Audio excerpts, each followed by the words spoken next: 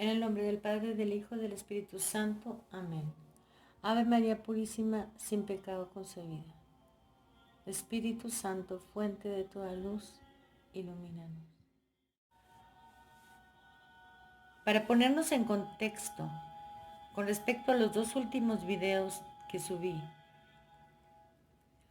El primero, la lectura de Ezequiel 8 y 9 y la idolatría y el castigo por la idolatría. Y segundo, permanecer en la iglesia es guardar la fe. Vamos a volver sobre el conmonitorio de San Vicente de Lérins para que nos demos cuenta de la gravedad de seguir a un hereje. Decíamos que en la iglesia de Dios el error de un maestro es una tentación para los fieles, tentación tanto mayor cuanto más docto es el que yerra. He probado esto ya con la autoridad de la Escritura, después con ejemplos de la historia eclesiástica, recordando a aquellos hombres que fueron tenidos durante cierto tiempo por plenamente ortodoxos y que acabaron en una secta acatólica o incluso fundaron una herejía. Este es un aspecto muy importante que por lo mismo es necesario conocer y tener siempre presente, incluso ilustrado con gran número de ejemplos para hacer que penetre bien en la mente, con el fin de que los verdaderos católicos sepan que deben recibir a los doctores de la iglesia y no abandonar la iglesia por los doctores. Debemos tener horror, como si de un delito se tratara, de alterar la fe y corromper el dogma. No solo la disciplina de la constitución de la iglesia nos impide hacer una cosa así, sino también la censura de la autoridad apostólica. Todos conocemos con cuánta firmeza, severidad y vehemencia San Pablo se lanza contra algunos que, con increíble frivolidad, se habían alejado en poquísimo tiempo de aquel que los había llamado a la gracia de Cristo, para pasarse a otro evangelio, aunque la verdad es que no existe otro. Además, se habían rodeado de una turba de maestros que secundaban sus caprichos propios y apartaban los oídos de la verdad para darlos a las fábulas, incurriendo así en la condenación de haber violado la fe primera. Se habían dejado engañar por aquellos de quienes escribe el mismo apóstol en su carta. Os ruego, hermanos, que os guardéis de aquellos que originan entre vosotros disensiones y escándalos, enseñando contra la doctrina que vosotros habéis aprendido. Evitad su compañía. Estos tales no sirven a Cristo Señor nuestro, sino a su propia sensualidad, y con palabras dulces y con adulaciones seducen los corazones de los sencillos.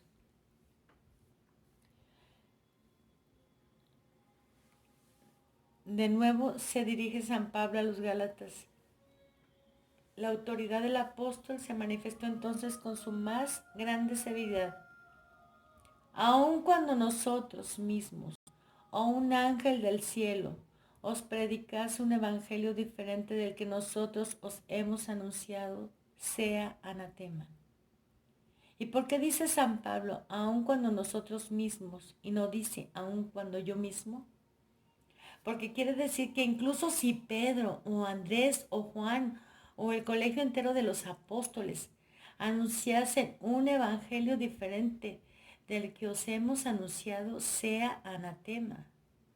Tremendo rigor con el que, para afirmar la fidelidad a la fe primitiva, no se excluye ni a sí mismo ni a los otros apóstoles. Pero esto no es todo.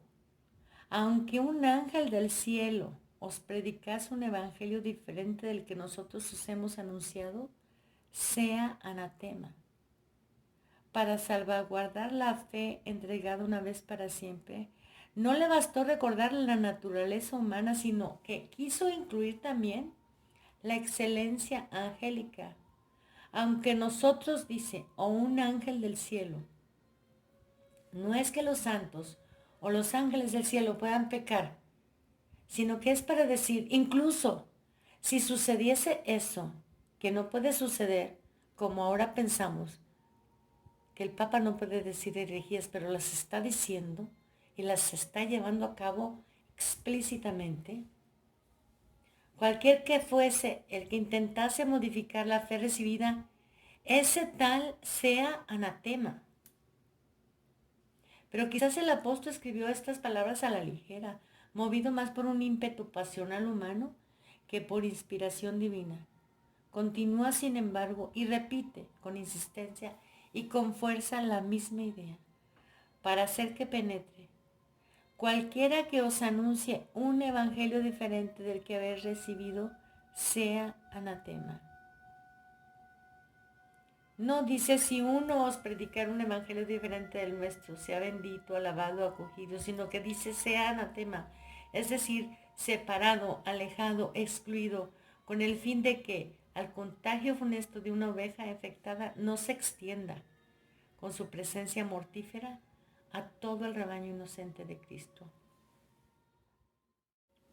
Por consiguiente, anunciar a los cristianos alguna cosa diferente de la doctrina tradicional no era, no es, no será nunca lícito, y siempre fue obligatorio y necesario, como lo es todavía ahora, y lo será siempre en el futuro, reprobar a quienes hacen bandera de una doctrina diferente de la recibida. Así las cosas, habrá alguien tan osado que anuncie una doctrina diferente de la que es anunciada por la Iglesia, o será tan frívolo que abrace otra fe diferente de la que ha recibido de la Iglesia. Para todos, siempre y en todas partes, por medio de sus cartas, se levanta con fuerza y con insistencia el grito de aquel instrumento elegido, de aquel doctor de las gentes, de aquella campana apostólica, de aquel heraldo del universo, de aquel experto de los cielos. Si alguien anuncia un nuevo dogma, sea excomulgado. Pero alguien dirá, ¿por qué Dios permite que con tanta frecuencia personalidades insignes de la Iglesia se pongan a defender doctrinas nuevas entre los católicos? La pregunta es legítima, merece una respuesta amplia y detallada, pero responderé fundándome no en mi capacidad personal, sino en la autoridad de la ley divina y en la enseñanza del magisterio eclesiástico. Oigamos pues a Moisés, que él nos diga por qué de tanto en cuando Dios permite que los hombres doctos, incluso llamados profetas por el apóstol a causa de su ciencia, se pongan a enseñar nuevos dogmas que el Antiguo Testamento llama en su estilo alegórico divinidades extranjeras. Realmente los herejes veneran sus propias opiniones tanto como los paganos veneran a sus dioses. Moisés escribe, si en medio de ti se levanta un profeta o un soñador que te anuncia una señal o un prodigio, aunque se cumpla la señal o el prodigio, y te dice, vamos detrás de otros dioses que tú no conoces y sirvámoslos. No escuches las palabras de este profeta o este soñador, porque te está probando Yahvé tu Dios, para ver si amas a Yahvé con todo tu corazón y con toda tu alma. Así pues está más claro que la luz del sol el motivo por el que de tanto en cuando la providencia de Dios permite maestros en la iglesia que prediquen nuevos dogmas, porque te está probando Yahvé, tu Dios, para ver si le amas o no. La iglesia, custodio fiel del depósito. Es provechoso que examinemos con mayor diligencia esa frase del apóstol. Oh Timoteo, guarda el depósito, evitando las novedades profanas en las expresiones. Este grito es el grito de alguien que sabe y ama. Preveía los errores que iban a surgir y se dolía de ello enormemente. ¿Quién es hoy Timoteo sino la Iglesia Universal en general y de modo particular el cuerpo de los obispos, quienes ellos principalmente deben poseer un conocimiento puro de la religión cristiana y además transmitirlo a los demás? ¿Y qué quiere decir guarda el depósito? Estate atento, le dice, a los ladrones y a los enemigos. No suceda que mientras todos duermen, vengan a escondidas a sembrar cizaña en medio del buen grano que el Hijo del Hombre ha sembrado en su campo. ¿Pero qué es un depósito? El depósito es lo que te ha sido confiado. No encontrado por ti, tú lo has recibido. No lo has escogitado con tus propias fuerzas. No es el fruto de tu ingenio personal, sino de la doctrina. No está reservado para un uso privado, sino que pertenece a una tradición pública. No salió de ti, sino que a ti vino. A su respecto, tú no puedes comportarte como si fueras su autor, sino como su simple custodio. No eres tú quien lo ha iniciado, sino que eres su discípulo. No te corresponderá dirigirlo, sino que tu deber es seguirlo. Guarda el depósito, dice, es decir, conserva inviolado y sin mancha el talento de la fe católica. Lo que te ha sido confiado es lo que debes custodiar junto a ti y transmitir. Has recibido oro, devuelve pues oro. No puedo admitir que sustituyas una cosa por otra. No, tú no puedes desvergonzadamente sustituir al oro por plomo o tratar de engañar dando bronce en lugar de metal precioso. Quiero oro puro y no algo que solo tenga su apariencia. Oh Timoteo, oh sacerdote, intérprete de las Escrituras, doctor, si la gracia divina te ha dado el talento por ingenio, experiencia, doctrina, debe ser el Beselel del tabernáculo espiritual. Trabaja las piedras preciosas, el dogma divino. Reúnalas fielmente, adórnalas con sabiduría, añádeles esplendor, gracia, belleza. Que tus explicaciones hagan que se comprenda con mayor claridad lo que ya se creía de manera muy oscura. Que las generaciones futuras se congratulen de haber comprendido por tu mediación lo que sus padres veneraban sin comprender. Pero has de estar atento a enseñar solamente lo que has aprendido. No suceda que por buscar maneras nuevas de decir la doctrina de siempre, acabes por decir también cosas nuevas. Quizá alguien diga, ¿ningún progreso de la religión es entonces posible en la Iglesia de Cristo? Ciertamente que debe haber progreso, y grandísimo. ¿Quién podría ser tan hostil a los hombres y tan contrario a Dios que intentara impedirlo? Pero a condición de que se trate verdaderamente de progreso por la fe, no de modificación. Es característica del progreso el que una cosa crezca, permaneciendo siempre idéntica a sí misma. Es propio, en cambio, de la modificación que una cosa se transforme en otra. Así pues, crezcan y progresen de todas las maneras posibles la inteligencia, el conocimiento, la sabiduría, tanto de la colectividad como del individuo, de toda la Iglesia, según las edades y los siglos, con tal de que eso suceda exactamente según su naturaleza peculiar, en el mismo dogma, en el mismo sentido, según una misma interpretación. Que la religión de las almas imite el modo de desarrollarse los cuerpos, cuyos elementos, aunque con el paso de los años se desenvuelven y crecen, sin embargo permanecen siendo siempre ellos mismos. Hay gran diferencia entre la flor de la infancia y la madurez de la ancianidad. No obstante, quienes ahora son viejos son los mismos que fueron adolescentes. El aspecto y el porte de un individuo cambiará, pero se tratará siempre de la misma naturaleza y de la misma persona. No cabe ninguna duda de que este es el proceso regular y normal del progreso, según el orden preciso y bellísimo del crecimiento. El crecer en la edad revela en los grandes las mismas partes y proporciones que la sabiduría del Creador había delineado en los pequeños. Si la forma humana adoptase con el tiempo un aspecto extraño a su especie, si se le añadiese o se le quitase algún miembro, necesariamente todo el cuerpo moriría o sería monstruoso, o al menos se debilitaría.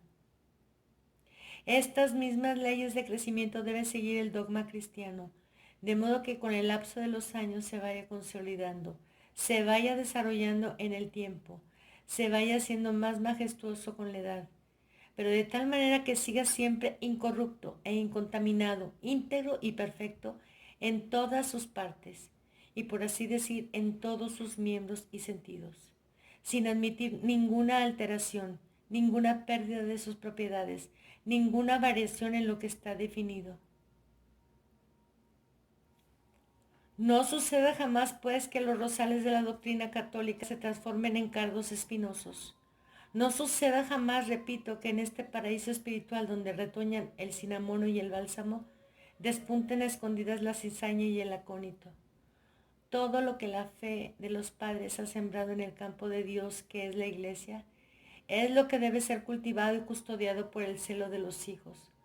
Solamente esto debe florecer y no otra cosa. Debe florecer y madurar, crecer y alcanzar la perfección. Es legítimo que los antiguos dogmas de la filosofía celestial, al correr de los siglos, se afinen, se limen, se pulen, pero sería impío cambiarlos, desfigurarlos, mutilarlos. Adquieran al contrario mayor evidencia, claridad, precisión, pero es necesario que conserven siempre su plenitud, integridad, propiedad.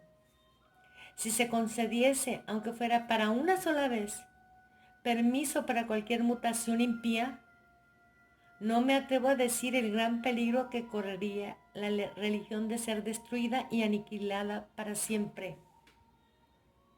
Si se cede en cualquier punto del dogma católico, después será necesario ceder en otro, y después en otro, y en otro más, y así hasta que tales abdicaciones se convertirán en algo normal y lícito.